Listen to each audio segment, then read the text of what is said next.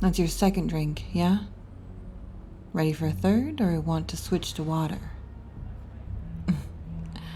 Don't worry. I'm not judging. It's that kind of night. Here. On the house. Consider it consolation for the worst date in recorded history.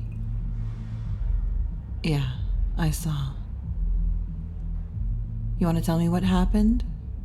Or should I just keep pouring and pretend that sigh wasn't existential? Either way is fine. You know, some people like to dump their tragedy on the counter like spilled peanuts. Some people just want to drink until the sharp edges soften. I'm not a therapist, but I am good at pretending. So, first date, right? Yeah. I've seen that look before.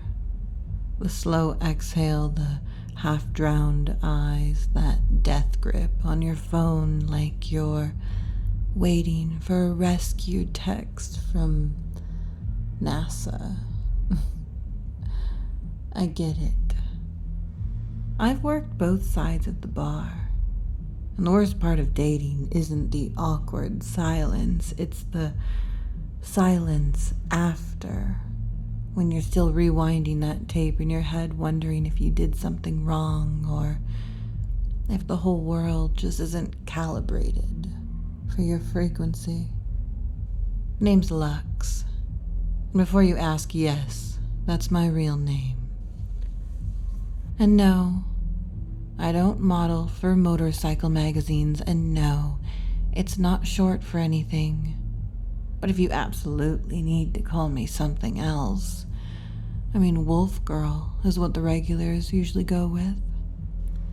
They think they're subtle, the way they whisper it when they think I can't hear.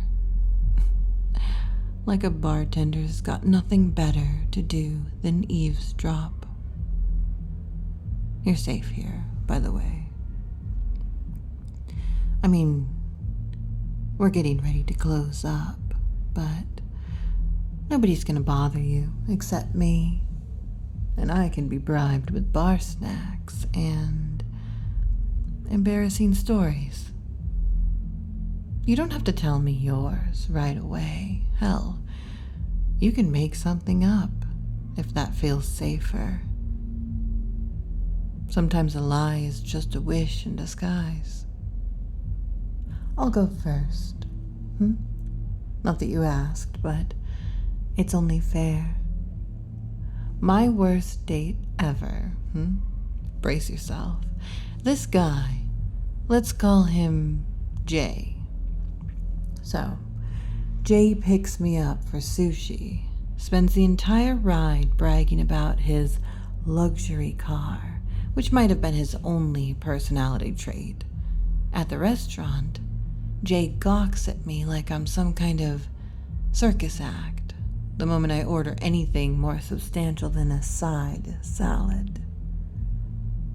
I suppose he expected me to be one of those dainty eaters, but sorry, that's not me. So we're halfway through the meal, and I'm savoring my third plate of nigiri when he leans in with this look.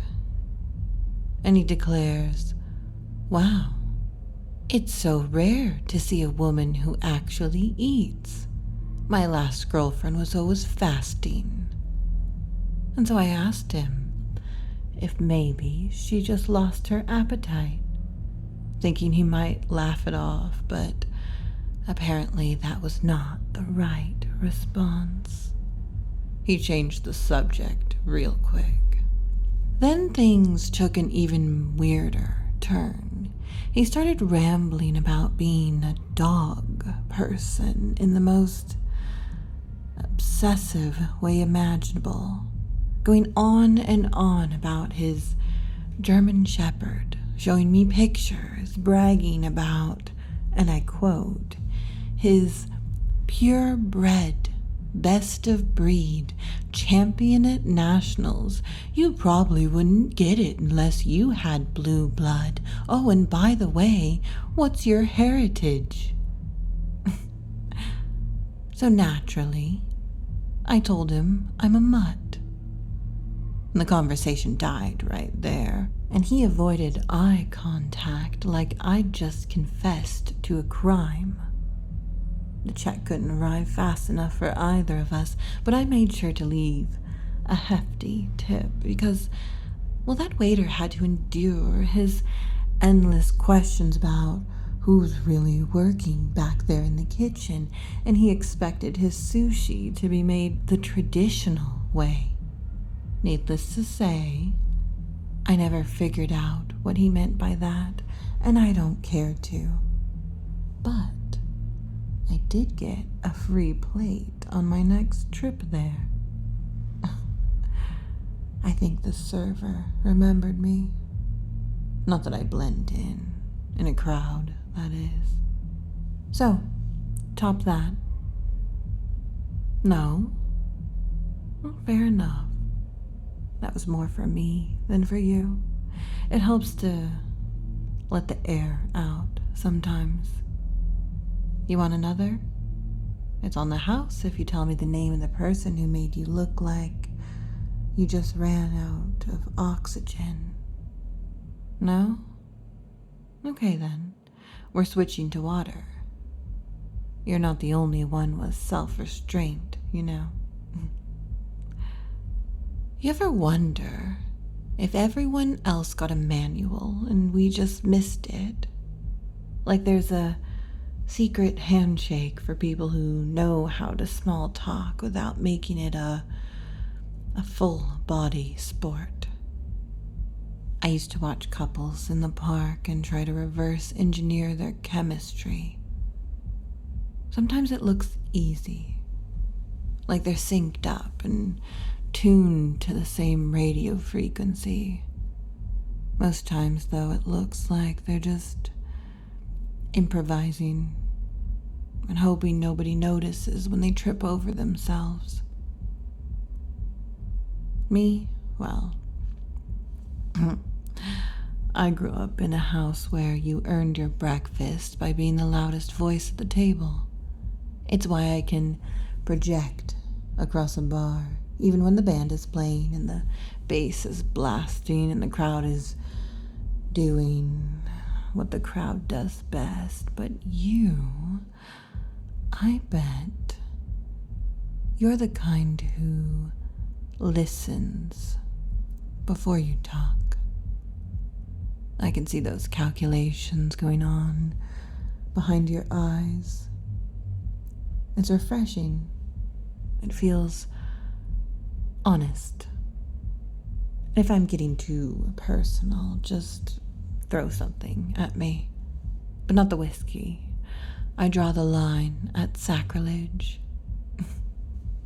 Listen, I know you're not here for life advice from a girl in a patched up vest, but I'm gonna give you some anyway.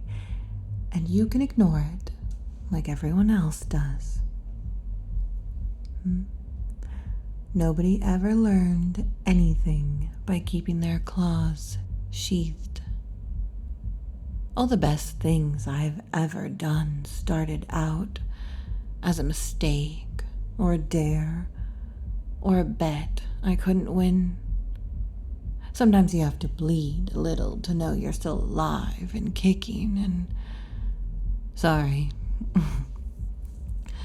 I get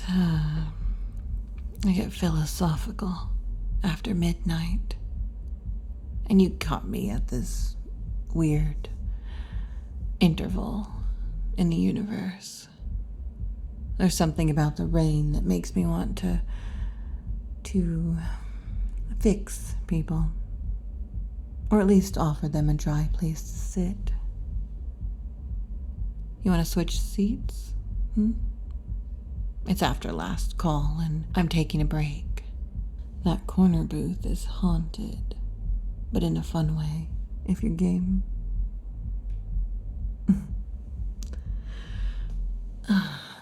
That's better. You look better in soft light. Or maybe it's the whiskey catching up to me. You ever been in a fight? Like a real one, not debate club arguments. I have. More than once, actually. First time was in high school, defending my brother from a pack of bored jocks who didn't understand the word no.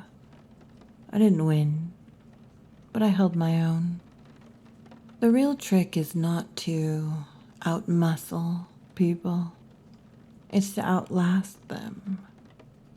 And I've been doing that ever since. You know, sometimes I think that's all relationships are. Seeing who can outlast whose bullshit before someone cracks a smile. Or, cries in the bathroom. That's not my style, but no judgment if it's yours. So what do you do when you're not braving a thunderstorm for half-baked romance? Let me guess. You look like you spend a lot of time thinking about things that most people don't notice. You've got that energy, like you're always one layer deeper than the room you're in. I admire that. It makes my job easy. I just wait for you to catch up to what I'm already thinking. No, I'm not flirting. Not yet. That's later, if you survive the night without ghosting on me. I've been doing this job for a while. I've seen every kind of heartbreak you can imagine, every species of regret and guilt. Most people, they get loud, or they get mean, or sad. You're different. You're holding it together. Like maybe you've done this enough times that the sting doesn't even register anymore.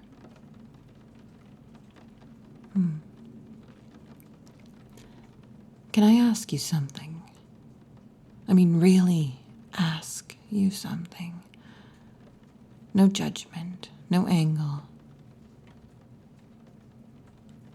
What is it that you want, exactly? Out of all of this. Not just dating, but people, connections, life, whatever. I used to think that if I said what I really wanted out loud, it would lose its power. But that's just another way to hide and to be small, isn't it? It's good to say it out loud, to give it words and weight and meaning. You seem like the kind of person who understands that.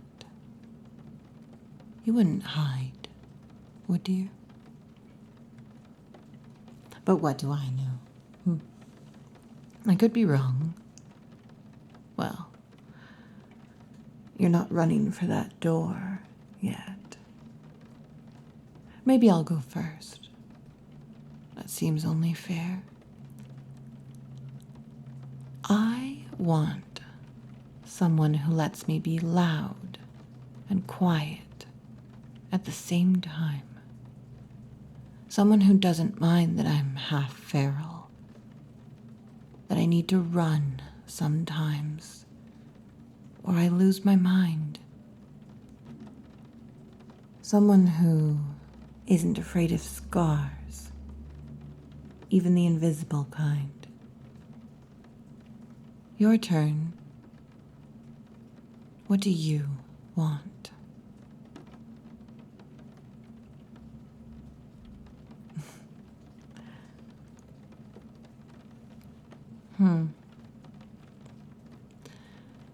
It's a good answer. Or at least it's an honest one. I like that. A lot of people, they default to the Hallmark Channel. But you cut right to the end of the chase. I appreciate that. Let me get you another water. You're starting to look a little glazed over.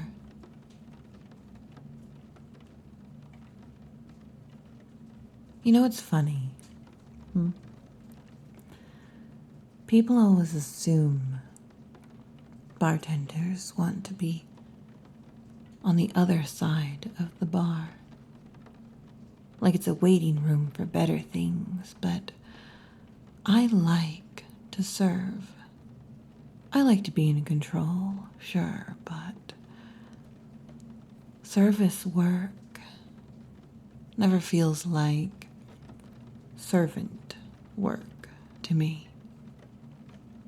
I like the routine, the rhythm, the way the world shrinks down to this manageable size when you're stacking glasses or lining up shot pours.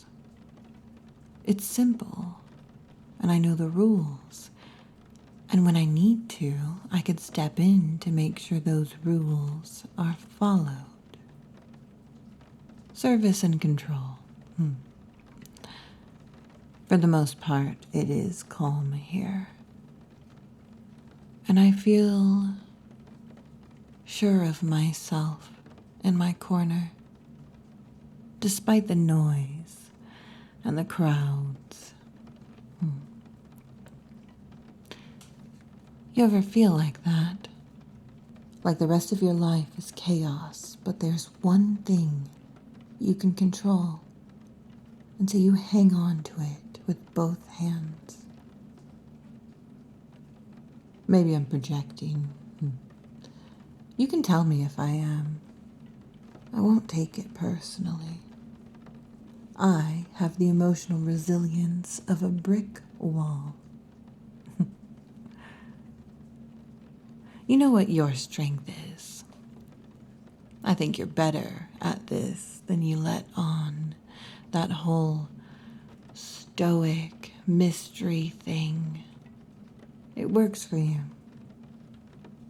You got a lot of people convinced that you're calm seas, but I bet there's a lot going on underneath that surface, just waiting for the right kind of storm. I don't need to be a psychic or a mystic or a therapist to know that a rubber band pulled taut only looks still. There's a lot of, what's the term? Kinetic energy stored up. So, am I right? Or am I wrong?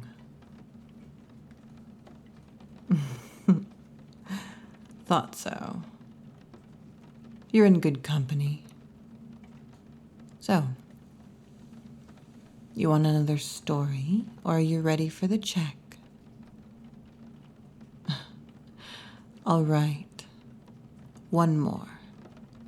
I had a girlfriend once who claimed that she could smell a lie before I finished telling it. And she was right. But that didn't stop me from trying. The night that she broke up with me, I asked her if it was something I did. She said no. It was just that she needed someone less wild. I thought she meant less unpredictable. But I think she meant tamed, something domesticated. And I didn't have a response for that. Sometimes you just have to let people leave. Let's make a pact, you and me. Next time you have a terrible date, wherever it may be, instead of going home after, you come here instead. We'll trade horror stories until we're numb. Maybe shoot some darts or pool, go up on the rooftop and howl at the moon. And if we're lucky, maybe we can invent a more humane way to face disappointment. Or demi-humane. Sound good? Good. You want to get out of here? I promise. I don't bite. Not unless you ask real nice. Nah. The bar back will clean up. We've got a system that works for us. So, where are you headed? Sure. I know the station. Tell you what. I'll walk you through the park. Make sure you don't get ambushed by raccoons. Or worse, existential dread. That can be a killer on a long walk at night. Just you and your thoughts. I don't wish that on my worst enemy. Maybe Jay. Maybe. Come on then. After you.